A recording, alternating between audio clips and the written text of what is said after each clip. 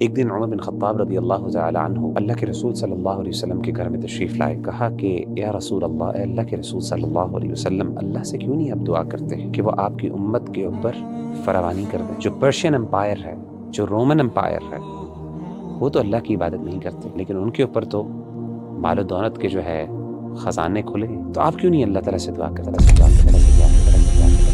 وغیرہ بھائی نوجوان جو ہیں آج کل کے، ان کے ذہن میں ایک بات آتی ہے کہ اگر یہ دین کی طرف آ جائیں گے تو ان کی ساری مشکلات حل ہو جائیں گی. اور نارملی اوبیسلی دین میں ہمیں اس چیز کا درس دیتا ہے، اگر آپ اللہ کی طرف آ جاتے ہیں اور نبی کریم صلی اللہ علیہ وآلہ وسلم کے مطابق زندگی گزارتے ہیں تو اللہ سبحانہ و تعالیٰ آپ کے لیے آسانی پیدا کرتے ہیں.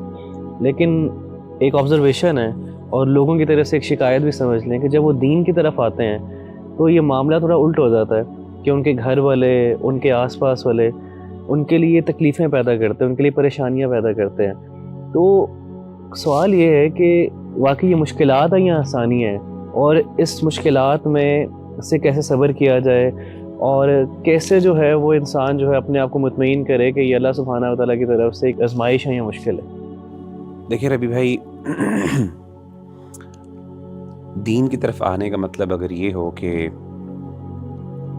دنیا کی زندگی آسان ہو جائے گی میرے لیے، تو اللہ تعالیٰ پھر اپنے مسلمان اور مومن بندوں کے لیے یہ دنیا جنت بنا دیتے. اس کائنات میں اگر کوئی ذات ایسی ہے جو ڈیزرو کرتی ہے واقعی کہ اس پر ایک بھی مشکل نہ آئے، تو وہ ہمارے نبی صلی اللہ علیہ وآلہ وسلم کی ذات ہے. کیونکہ آپ صلی اللہ علیہ وسلم نے جو اس امت کے لیے قربانیاں دیں، آپ صلی اللہ علیہ وسلم کا جو اللہ سے تعلق ہے وہ کسی اور کا نہیں. لیکن آپ دیکھیں کہ نبی صلی اللہ علیہ وآلہ وسلم نے جب اسلام کی دعوت کا آغاز کیا تو کیسے مشکلات کے انبار آپ کے اوپر لگ گئے.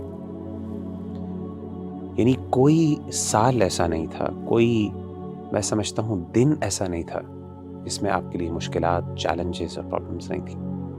ایک دن عمر بن خطاب رضی اللہ تعالی عنہ اللہ کے رسول صلی اللہ علیہ وسلم کے گھر میں تشریف لائے، اور آپ کہتے ہیں کہ میں نے دیکھا گھر کے اندر سوائے 3 چمڑے کی چادروں کے اور کچھ نہیں تھا. سبحان اللہ. 3 لیدر شیٹس تھیں بس، اور کچھ بھی نہیں تھا. اور آپ صلی اللہ علیہ وسلم ٹیک لگائے ہوئے تھے تکیے پر، اور اس کا نشان آپ صلی اللہ علیہ وسلم کے جسم مبارک کے اوپر نظر آ رہا تھا. یعنی تکیہ بھی کوئی کمفرٹیبل نہیں تھا. تو آپ صلی اللہ علیہ وسلم کی اس جب حالت دیکھی حضرت عمر بن خطاب نے، تو آپ اس کیفیت کو برداشت نہ کر سکے اور کہا کہ یا رسول اللہ، اے اللہ کے رسول صلی اللہ علیہ وسلم، ادعو اللہ، اللہ سے کیوں نہیں آپ دعا کرتے ہیں فلیوسع علی امتک، کہ وہ آپ کی امت کے اوپر فراوانی کر دیں. فإن فارس والروم لا يعبدون اللہ، جو پرشین امپائر ہے، جو رومن امپائر ہے، وہ تو اللہ کی عبادت نہیں کرتے. ولیکن قد وسع علیہم، لیکن ان کے اوپر تو مال و دولت کے جو ہے خزانے کھلے ہیں. تو آپ کیوں نہیں اللہ تعالیٰ سے دعا کرتے؟ تو سیدنا عمر بن خطاب رضی اللہ تعالیٰ عنہ کی جب اللہ کے رسول نے یہ بات سنی تو آپ لیٹے ہوئے تھے، آپ اٹھ کے بیٹھ گئے، یعنی اس چیز کی اہمیت دلانے کے لیے. اور آپ نے بڑے حیران ہو کے کہا او فی شک انت یا ابن خطاب، اے ابن خطاب، کیا آپ کو بھی شک ہے؟ یعنی میں آپ سے تو یہ چیز ایکسپیکٹ نہیں کر رہا تھا. اولئک قوم عجلت لهم طیباتهم فی حیات الدنیا، آپ نے فرمایا یہ وہ قوم ہے جس نے اگر دنیا کے اندر کوئی خیر کا کام کیا ہے تو اس کی جزا ان کو دنیا میں ہی مل گئی، ان کے لیے دنیا میں ان کی جزا جلدی کر دی گئی. لیکن ہم مسلمان، یہ جو اللہ تعالیٰ کا بندہ، یہ مومن ہے، اس کی کوششوں کو کبھی بھی اللہ تعالیٰ دنیا کے اندر چھوٹا ریوارڈ دے کے ختم نہیں کرتے. اور یہ چیز نبی صلی اللہ علیہ وسلم کی صرف سچویشن یا کنڈیشن نہیں تھی، بلکہ آپ صلی اللہ علیہ وسلم کے لیے جسمانی طور پہ بھی تکلیف دوسروں کی نسبت زیادہ ہوتی تھی.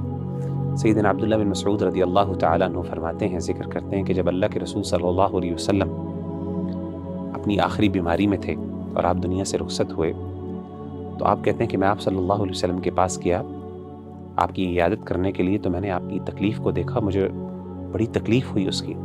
اور مجھ سے رہا نہیں گیا، اور میں نے کہا کہ یا رسول اللہ انک لتوعک وعکا شدیدا، کہ اللہ کے رسول صلی اللہ علیہ وسلم آپ کو تو اتنا سخت بخار ہے، مطلب میں نے کبھی اتنا سخت بخار دیکھا نہیں۔ تو آپ صلی اللہ علیہ وسلم نے کہا کہ اے عبداللہ، واقعی مجھے جتنا تم میں سے ایک شخص کو بخار اور تکلیف ہوتی ہے جسمانی طور پہ، مجھے ڈبل ہوتی ہے۔ اور آپ نے پوچھا عبداللہ تمہیں پتہ ہے کہ کیوں ایسا ہے؟ تو عبداللہ بن مسعود نے کہا کہ اللہ کے رسول صلی اللہ علیہ وسلم شاید اس لیے کیونکہ اس تکلیف کی وجہ سے اللہ تعالیٰ آپ کا اجر اور ثواب بھی دوبالا کر دیں گے۔ تو آپ نے کہا ایسی بات ہے، اور آپ نے فرمایا کہ جب ایک مومن پر کوئی تکلیف آتی ہے تو اللہ نہ صرف اس کے گناہوں کو معاف کرتے ہیں بلکہ اللہ تعالیٰ اس کے درجات بھی بلند کر دیتے ہیں۔ تو اپنا بندہ جو اللہ کا ہے، بعض اوقات میں سمجھتا ہوں بعض اوقات اس کے لیے دین میں آنے کے بعد مشکلات زیادہ بڑھ جاتی ہیں، اور یہ اللہ کی محبت کی نشانی اور دلیل ہے۔ کیوں؟ ایز لانگ ایز وہ دین پہ قائم رہے۔ ہاں، اگر وہ دین سے دور ہو جاتا ہے تو پھر ممکن ہے کہ وہ اللہ کی طرف سے سزا بھی ہو، لیکن اگر وہ دین پہ قائم ہے، اپنے رب کو راضی کرنے کی جستجو اور کوشش کر رہا ہے، اور اس کے لیے مشکلات پیدا ہو رہی ہیں، یہ تو انبیاء کی سنت ہے، یہی تو انبیاء کا کام تھا۔ قرآن مجید میں اللہ تعالیٰ کیا کہتے ہیں؟ وَتَوَاصَوْا بِالْحَقِّ وَتَوَاصَوْا بِالصَّبْرِ۔ جب آپ حق پہ چلیں گے، اس کی تلقین کریں گے، تو اس کے ساتھ صبر تو کرنا پڑے گا۔ تو میں سمجھتا ہوں کہ یہ اللہ تعالیٰ کی طرف سے حکمت ہے، اور کئی دفعہ یہ اللہ کی طرف سے انعام ہوتا ہے۔ انسان کو چاہیے کہ وہ اس پہ صبر کرے، جب وہ صبر کرے گا تو اس کے لیے خیر ہی خیر ہوگی۔ اللہ تعالیٰ